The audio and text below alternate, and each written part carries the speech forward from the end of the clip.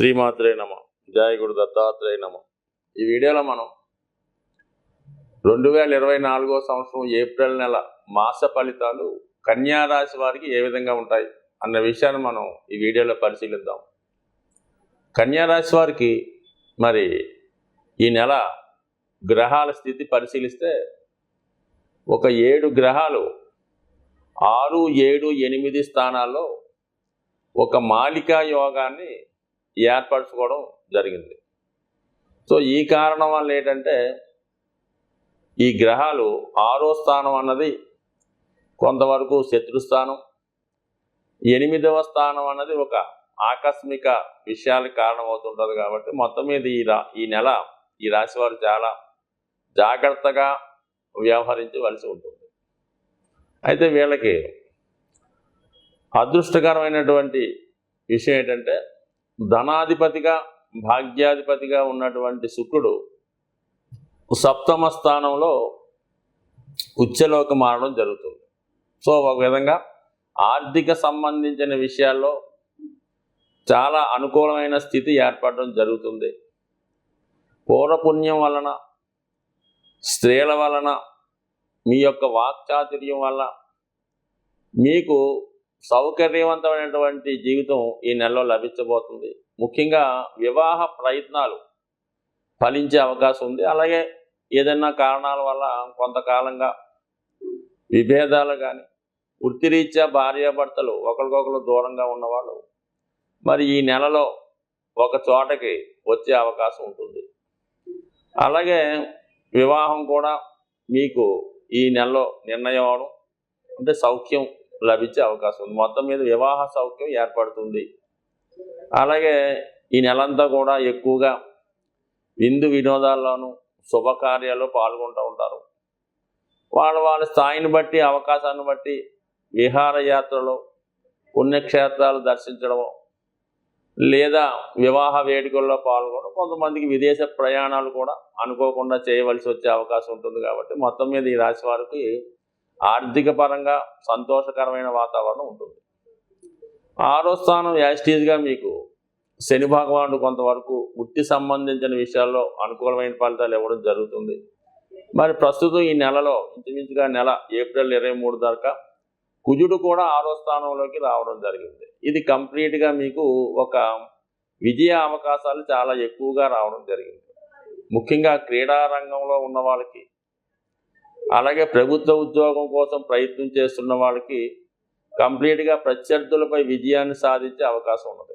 అలాగే కోర్టు సమస్యలు ఉన్న, దీర్ఘకాలికంగా రుణ బాధలు ఉన్న మరి ఈ వారం ఆ రుణాల నుంచి బయటపడడం, అలాగే మరి స్థిరాస్తి సంబంధించిన విషయాల్లో ఉన్నటువంటి లావాదేవీలు ఈ నెలలో పరిష్కారం అవడం జరుగుతుంటుంది. అంటే శని ప్లస్ కుజుడు కలిసి ఉండడం వల్ల మీరు సామరస్యంగా కన్నా ఒక విధంగా ఏదో ఒక విధమైన పోరాడే దృష్టితో వెళ్ళాలంటే ఒక క్రీడా రంగంలో ఒక ఆటగాడు ఏ విధంగా ప్రత్యర్థులతో పోరాటం జరుగుతుంటుందో ఈ విధంగా మీరు ప్రయత్నం చేయడం వల్ల విజయం లభిస్తూ ఉంటుంది.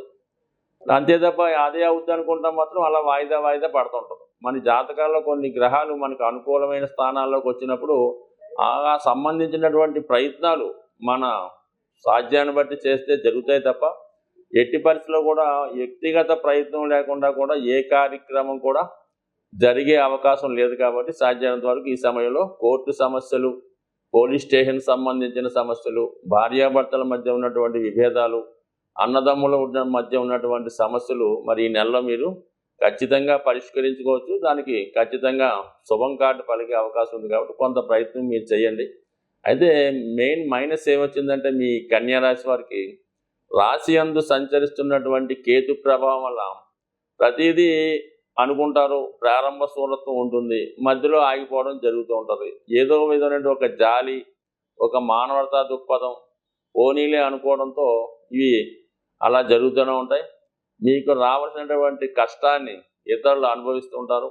అలాగే మీ యొక్క వృత్తి సంబంధించిన విషయాల్లో, ఉద్యోగ సంబంధించిన విషయాల్లో కూడా మీ యొక్క అధికారులు మీకు లేదంటే మీ యొక్క యజమానులు మిమ్మల్ని ఏదో ఉద్యోగం పెంచుతామనో జీతం పెంచుతామని చెప్తూ ఉంటారు. కానీ అది అలాగే ఉంటుంది మీరు అడగకపోతే. కాబట్టి కొంతవరకు మరి అటువంటి ఏమన్నా మీకు ప్రామిస్ చేసి ఉంటే ఉద్యోగంలో అభివృద్ధి కొరకు కానీ అలాగే జీతం పెరిగే విషయంలో కానీ కొంత సంప్రదించవచ్చు. అయితే కేతువు మిమ్మల్ని వెనక్కి లాగుతూ ఉంటాడు కాబట్టి కంపల్సరీగా మరి ఈ నెలలో మీరు విఘ్నేశ్వరుని యొక్క ఆరాధన ద్వారా ప్రతినిత్యం విష్ణు సహస్రనామ పారాయణ వినటం వల్ల కానీ మీ యొక్క మనసులో ఉన్నటువంటి విషయాలు మీకు న్యాయంగా రావాల్సినవి ఖచ్చితంగా మరి ఈ నెలలో మీరు సాధించే అవకాశం ఉన్నది. ఇక ముఖ్యంగా ఏంటంటే రాష్ట్రాధిపతి దశమాధిపతి అయినటువంటి బుధుడు ఈ నెల ప్రారంభంలో ఇంచుమించుకు 9-10 తారీఖుల దాకా అష్టమ స్థానంలో సంచరిస్తూ ఉన్నాడు. అక్కడ గురుగ్రహం కూడా సంచరించడం వల్ల కొంతవరకు ఉద్యోగ సంబంధించిన విషయాల్లో కొన్ని మార్పులు వచ్చినప్పుడు కూడా ఇది పరిశోధనా రంగంలో ఉన్న వాళ్ళకి, విద్యార్థులకి, అలాగే సినిమా రంగంలో ఉన్నటువంటి పాటలు రాసేవారు, మాటలు రాసేవారు, మిమిక్రీ ఆర్టిస్టులు, చిన్న చిన్న నటీ వర్గంలో ఉన్న వాళ్ళకి ఖచ్చితంగా మీ ప్రతిభకు తగిన గుర్తింపు రావడం, ఎన్నాళ్ళుగానో మీరు పరిశోధిస్తూ ఏదో ఒక కథ రాస్తున్నా, ఒక పాటలు రాస్తున్నా, ఒక సినిమా స్క్రిప్ట్ రాస్తున్నా ఈ సమయంలో దానికి తగిన గుర్తింపు కూడా వచ్చే అవకాశం ఉంది. అయితే ఎంత గుర్తింపు వచ్చినా మీ యొక్క సామర్థ్యాన్ని, మీ యొక్క కష్టాన్ని ఇతరులు ఉపయోగించుకోవడం జరుగుతూ ఉంటుంది. కేవలం మీ కొద్దిపాటి ప్రతిఫలం మాత్రమే ఇచ్చి ఎక్కువ ప్రతిఫలాన్ని మీరు ఎవరైతే మీకు హెల్ప్ చేద్దాం అనుకుంటారో వాళ్ళు పొందడం జరుగుతూ ఉంటుంది. ఈ విధంగా మరి కన్యా రాశి వారికి ప్రతి విషయంలో కూడా అన్యాయం జరుగుతుంటుంది. కానీ తప్పని పరిస్థితుల్లో మీ యొక్క అభిలాష తీరాలన్నా, మీ యొక్క టాలెంట్ రుజువు చేసుకోవాలన్నా ప్రారంభంలో మాత్రం ఖచ్చితంగా మీ యొక్క సామర్థ్యాన్ని, మీ యొక్క తెలివితేటల్ని, మీ యొక్క ఏదన్నా ఒక స్క్రిప్ట్ కావనివ్వచ్చు, ఒక ప్రాజెక్ట్ అవ్వచ్చు, ఖచ్చితంగా ప్రారంభంలో అది ఇతరులు ఉపయోగించుకుంటారు. దానివల్ల మీ కాన్ఫిడెన్స్ కూడా పెరుగుతుంది. మార్కెట్లో ఇంటర్నల్గా మీ యొక్క విలువ పెరగడం వల్ల ఖచ్చితంగా మీకు తర్వాత మంచి గుర్తింపు వచ్చే అవకాశం కాబట్టి ముందులో నష్టపోయినా ప్రస్తుతం మీ యొక్క టాలెంట్ రుజువు చేసుకునే ప్రయత్నం చేయండి. తర్వాత ఇంకా మీకు మంచి రోజులు ఉన్నాయి కాబట్టి 100% మీరు ముందుగా మీ యొక్క సామర్థ్యంతో ఇతరుల్ని పైకి తీసుకొచ్చి తర్వాత మీరు మీ యొక్క సామర్థ్యంతో పైకి వచ్చే అవకాశం ఉంటుంది. కాబట్టి ఏదైనా నిర్ణయాలు తీసుకునే ముందు చాలా జాగ్రత్తగా ఆలోచించి నిర్ణయం తీసుకోండి. ఎక్కువ శాతం మీరు మాటలు చెప్పేవాళ్ళని, ఆశ చూపించే వాళ్ళని నమ్ముతుంటారు కాబట్టి అటువంటి ప్రలోభాలకి, ఆశలకి నమ్మకుండా ఎవరు మనకు ఖచ్చితంగా చేయగలరు, గతంలో వాళ్ళు ఎటువంటి ఎటువంటి పనులు సాధించారు, మనకి ఏ విధంగా చేయగలరు అన్న విషయాన్ని 1-2 సార్లు ఆలోచించి మీరు ఒక నిర్ణయం తీసుకుంటే ఖచ్చితంగా మీలో ఉన్నటువంటి టాలెంట్కి ఈ సమయంలో తగిన గుర్తింపు వచ్చే అవకాశం ఉంది. ఈ పక్షంలో ముఖ్యంగా వస్తున్నటువంటి పర్వదినం మహాశివరాత్రి. అది మనకి మార్చి 8వ తారీఖున రావడం జరుగుతుంటుంది. శివరాత్రి రోజున ఖచ్చితంగా ఏ రాశివారైనా సరే శివానుగ్రహం కోసం ఆ రోజు ఖచ్చితంగా ఏదో ఒక శివాలయాన్ని దర్శించి అభిషేకం చేసేటటువంటి మనకి అంత అవకాశం దొరకకపోయినా కనీసం శివుణ్ణి కళ్ళారా దర్శించడం వల్ల, లేదు బయట ఉన్నటువంటి శివలింగాన్ని అవసరమైతే కొద్దిగా అభిషేకం సొంతంగా చేసుకోవడం వల్ల నవగ్రహాల యొక్క అనుగ్రహానికి పాత్రలు అవడం జరుగుతుంటుంది. ముఖ్యంగా మనం ప్రతి వీడియోలో కూడా మాస శివరాత్రి ఈ శివుడికి అభిషేకం చేసుకోమని చెప్తూ ఉంటాం. అంటే మాస శివరాత్రి ఒక్కరోజు శివుడికి అభిషేకం చేసుకుంటే మొత్తం ఆ నెలంతా కూడా శివుడికి అభిషేకం చేసినట్టుగా మీ ఖాతాలో రాయడం జరుగుతుంది. అలాగే ఒక మహాశివరాత్రి రోజు మీరు అభిషేకం చేసుకున్న, శివుణ్ణి దర్శించిన ఖచ్చితంగా సంవత్సరం మొత్తం ప్రతిరోజు అభిషేకం చేస్తే ఎంత ఫలితం వస్తుందో అంత ఫలితం మీకు ఈ మహాశివరాత్రి రోజు వచ్చే అవకాశం ఉంది. పైపెచ్చి మరి 8వ తారీఖున, అంటే న్యూమరాలజీ సంబంధం లేకపోయినా 8వ తారీఖు అన్నది శని భగవానుడికి ఇష్టమైన రోజు కాబట్టి సాధ్యమైనంత వరకు 12 రాశుల వారు కూడా ఈ మహాశివరాత్రి రోజు వీలైతే జాగరం, అంటే 7వ తారీఖు నైటు జాగరణ చేసి వేకువజామునే ఈ శివలింగాన్ని దర్శించుకోవడం, శివక్షేత్రాన్ని దర్శించడం వల్ల కంపల్సరీగా మీకు సాధ్యమైనంత వరకు ఆ రోజు నియమంగా, ఉపవాసంగా, అంటే మనం ఆ రోజు ఏం చేస్తే మొత్తం సంవత్సరం అంతా చేసినట్టు వస్తూ ఉంటుంది కాబట్టి సాధ్యమైనంత వరకు ఆ రోజు నియమంగా ఉండడం, వీలైతే అభిషేకం చేసుకోవడం జరుగుతూ ఉంటుంది. సరే, ఆరోగ్యం కొరకు అభిషేకం చేసుకుందాం అనుకున్న వాళ్ళు ఆవు పాలు, ఆవు పెరుగు, ఆవు మజ్జిగతో చేసుకోవడం వల్ల ఆరోగ్యం వస్తుంది.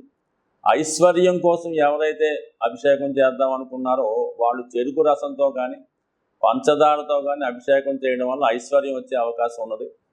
అలాగే మంచి కంఠం రావాలన్నా, వాక్చాతుర్యం రావాలన్నా, మంచి చదువు రావాలన్నా తేనెతో అభిషేకం చేసుకోవచ్చు. బట్ ఏదీ లేకపోతే శుద్ధ జలంతో అభిషేకం చేసుకోవచ్చు. అలాగే విభూతితో అభిషేకం చేయడం వల్ల మోక్షం పొందే అవకాశం ఉంది. బట్ ఏదైనా శివారాధన చేసుకోవడం వల్ల ప్రస్తుతం ఈ రాశిలో ద్వాదశ రాశుల వారికి ఉన్నటువంటి దోషాలు ఖచ్చితంగా పరిహారం అవుతాయి. ముఖ్యంగా ఎవరైతే ఏలినాటి శని, అష్టమ శని, అర్ధాష్టమ శనితో ఇబ్బంది పడుతున్నారో, లేదా రాహు యొక్క ప్రభావం, కేతు యొక్క ప్రభావం కూడా ఈ శివారాధన వల్ల వెళ్ళిపోయే అవకాశం ఉంది. అంటే సాధ్యమైనంత వరకు మరి మీనరాశిలో ఉన్నటువంటి రాహు ప్రభావం వల్ల తర్వాత చేద్దామనో, ఈ సంవత్సరం ఖాళీ లేదనో, జనం ఎక్కువ ఉన్నారనో మానేయకుండా అతి శ్రద్ధగా శివుణ్ణి పూజించడం, ఆ రోజు విధి విధానంగా నియమంగా ఉండడం. మీకు వీలుంటే ఆ రోజు ఈ శివాలయం దగ్గర ఉన్నటువంటి భక్తులకు కానీ, అనాథులకు కానీ కేవలం మంచినీళ్ళు, ఏదో ఒక తినుబండారమో, లేదంటే ఏదైనా ఫ్రూట్సో, వారికి ఎక్కువగా ఫ్రూట్స్ అయితే మంచిది, లేదంటే చంటి పిల్లల తల్లి పాలు కానీ, సాధ్యమైనంత వరకు ఒక 10 మంది కన్నా మీరు హెల్ప్ చేయగలిగితే జాతకంలో ఉన్నటువంటి గోచార రీత్యా వస్తున్నటువంటి సమస్త దోషాలు పోయే అవకాశం ఉంది. ఖచ్చితంగా ఈ నియమాన్ని పాటిస్తే సంవత్సరం అంతా కూడా ఆనందంగా ఉండాలని ఆశిస్తూ స్వస్తి.